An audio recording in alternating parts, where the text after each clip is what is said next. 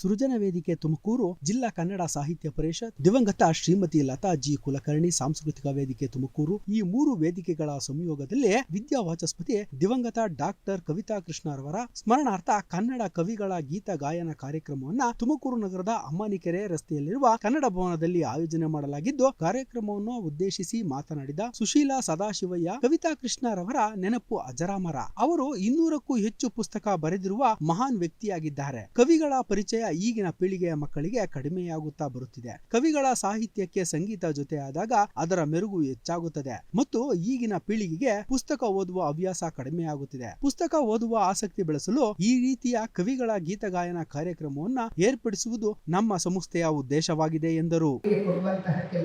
ಸುಮಾರು ಸರ್ಕಾರಿ ಶಾಲೆಗಳಲ್ಲಿ ಮಾಡ್ಕೊಂಡು ಬಂದೆ. ನಂತರದ ಕಾಲದಲ್ಲಿ ಕರೋನಾ ಬಂದಾಗ ಅದಕ್ಕೆ ಮುಂದೆ ಅದು ಹಾಗೆ ಸ್ಥಗಿತ ಆಗುವಂತಹದ್ದನ್ನ ಗಮನಿಸಿಕೊಂಡು ಇಲ್ಲ ಇದು ಮತ್ತೊಂದು ಬದಲಾವಣೆಯನ್ನ ಮಾಡ್ಕೊಳ್ಳೋಣ, ಹೊರಗಿನ ನಮ್ಮ ಬಾಂಧವ್ಯ ಕಡಿಮೆ ಆಗುತ್ತಲ್ಲ ಅಂತ ಹೇಳ್ಬಿಟ್ಟು ಅದನ್ನ ಆನ್ಲೈನ್ಗೆ ನಾನು ಮಾರ್ಪಾಡು ಮಾಡಿಕೊಂಡು ಆನ್ಲೈನ್ ಕಾರ್ಯಕ್ರಮ ತಿಂಗಳಿಗೆ ಒಂದು ಕಾರ್ಯಕ್ರಮವನ್ನು ಮಾಡ್ತಾ ಇದ್ದೀನಿ. ಅದಕ್ಕೆಲ್ಲ ಬೆಂಬಲವಾಗಿ ನಮಗೆ ಸಲಹೆ ಸೂಚನೆಗಳನ್ನ ಕೊಡುವಂತಹ ಜಿ.ಕೆ. ಕುಲಕರ್ಣಿ ಅವರು ಇವತ್ತು ವೇದಿಕೆ ಮಾಡಿದ್ದಾರೆ. ಅವರಿಗೂ ಸಹ ನನ್ನ ವಂದನೆಗಳನ್ನ ನಮ್ಮ ವೇದಿಕೆಯ ಪರವಾಗಿ ತಿಳಿಸ್ತಾರೆ. ಇದೇ ಸಂದರ್ಭದಲ್ಲಿ ಮಾತನಾಡಿದ ಕನ್ನಡ ಪರ ಸಂಘಟನೆಯ ಹೋರಾಟಗಾರ ಧನಿಯ ಕುಮಾರ್, ಕವಿತಾ ಕೃಷ್ಣ ಅವರು ಎಲ್ಲಾ ಕನ್ನಡ ಪರ ಸಂಘಟನೆಗಳನ್ನು ಒಗ್ಗೂಡಿಸಿ ಕೆಲಸ ಮಾಡುತ್ತಿದ್ದರು.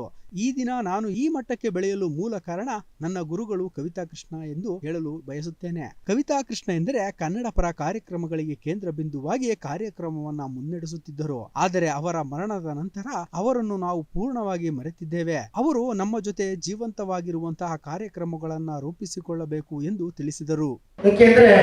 ಎಲ್ಲ ಕನ್ನಡ ಪರ ಸಂಘಟನೆಗಳನ್ನ ಏನನ್ನ ನಾನು ಇವತ್ತು ಈ ವೇದಿಕೆಯಲ್ಲಿ ಈ ಥರ ಮಾತಾಡ್ತಿದ್ದೀನಿ ಅಂದರೆ ಅದಕ್ಕೆ ಮುಖ್ಯ ಕಾರಣ ಕವಿತಾ ಕೃಷ್ಣರವರು ಕಲಿಸಿ ಹೋದಂಥ ವಿದ್ಯೆ. ಅಲ್ಲಿ ಅಕ್ಕವ್ರು ಹೇಳ್ತಾ ಇದ್ರು, ಧನಿಯಾ ಅವರು ಗುರುಗಳ ಶಿಷ್ಯ ಅಂತ. ನನ್ನಂಥವರು ಲಕ್ಷಾಂತರ ಜನ ಈ ಕರ್ನಾಟಕದಲ್ಲಿ ಇವತ್ತು ಒಂದು ಉನ್ನತ ಮಟ್ಟಕ್ಕೆ ಹೋಗಿದ್ದಾರೆ ಅಂದರೆ ಅದು ಕವಿತಾ ಕೃಷ್ಣವರು ಸಾಧ್ಯ. ಅದರಿಂದ ಪ್ರತಿಯೊಬ್ಬರು ಕೂಡ ಇವತ್ತು ಎಲ್ಲ ಸಂಘಟನೆಯವರು ಅವ್ರು ಇದ್ದಾಗ ಕವಿತಾ ಕೃಷ್ಣವ್ರಿಗೆ ಧನಿಯಕ್ಕವರು ಬನ್ನಿ ಕವಿತಾ ಕೃಷ್ಣ ಕರಿಯೋಣ, ಉದ್ಘಾಟನೆ ಕರಿಬೇಕು, ಅಧ್ಯಕ್ಷತೆ ಕರಿಬೇಕು, ಮುಖ್ಯ ಭಾಷಣಕಾರ ಕರಿಬೇಕು, ಅವ್ರು ಇಲ್ಲ ಅಂದರೆ ಅವತ್ತು ಕನ್ನಡ ಪರ ಕಾರ್ಯಕ್ರಮಗಳೇ ಇಲ್ಲ ಅನ್ನೋ ಥರ ಹೇಳ್ತಿದ್ರು. ಸರಿಯಪ್ಪ, ಇಷ್ಟೆಲ್ಲ ಕಾರ್ಯಕ್ರಮಗಳು ಪ್ರತಿ ವರ್ಷವೂ ಕೂಡ ಅವ್ರು ಕರೆದಾಗೆಲ್ಲ ಬರ್ತಿದ್ರು. ನೀವು ಅವರ ನಿಧನದ ನಂತರ ಏನು ಮಾಡಿದ್ದೀರಾ ಹೇಳಿ? ಯಾರೇ ಒಬ್ಬರು ರಾಜಕೀಯ ಸತ್ರೆ 100 ಫ್ಲೆಕ್ಸ್ ಹಾಕ್ತೀರಾ. ಚಿತ್ರರಂಗದವ್ರು ಏನಾರ ಹೆಚ್ಚು ಕಮ್ಮಿ ಆದರೆ ಸಾವಿರಾರು ಫ್ಲೆಕ್ಸಿಗಳು ಹಾಕ್ತೀರಾ. ಇದೇ ತುಮಕೂರಿನಲ್ಲಿ ಯಾವುದೋ ಒಂದು ಸರ್ಕಾರಿ ಜೂನಿಯರ್ ಮೈದಾನದಲ್ಲಿ ಯಾವುದೋ ಒಬ್ಬ ಹೀರೋ ಬರ್ತಾರೆ ಅಂದರೆ ಲಕ್ಷಾಂತರ ಜನ ಸೇರ್ತೀರಾ. ಇವತ್ತು ಒಂದು ಕನ್ನಡ ಭವನದಲ್ಲಿ ಕವಿತಾ ಕೃಷ್ಣ ಅಂತ ಒಬ್ಬ ನಿಜವಾದಂಥ ಜೀವನದ ಹೀರೋ ಇವತ್ತು ಎಷ್ಟು ಜನ ನಾವು ತುಮಕೂರಿನಲ್ಲಿ ಅವರ ಅಭಿಮಾನಿಯಾಗಿ ಬಂದಿದ್ದೀವಿ. ನಾವು ನಮಗೆ ಪ್ರಶ್ನೆ ಮಾಡ್ಕೋಬೇಕು. ಇದು ಹೋಗ್ತಾ ಹೋಗ್ತಾ ಹೋಗ್ತಾ ಹೋಗ್ತಾ ಹೋಗ್ತಾ ಸಮಾಜಕ್ಕೆ ನಾವು ಏನು ಕೊಡುಗೆಯನ್ನು ಕೊಡ್ತೀವಿ, ಮುಂದಿನ ದಿನ ಯುವಕರಿಗೆ ನಾವು ಏನು ಬಿಟ್ಟು ಹೋಗ್ತೀವಿ ಏನೇನು ಅರ್ಥ ಆಗ್ತಿಲ್ಲ.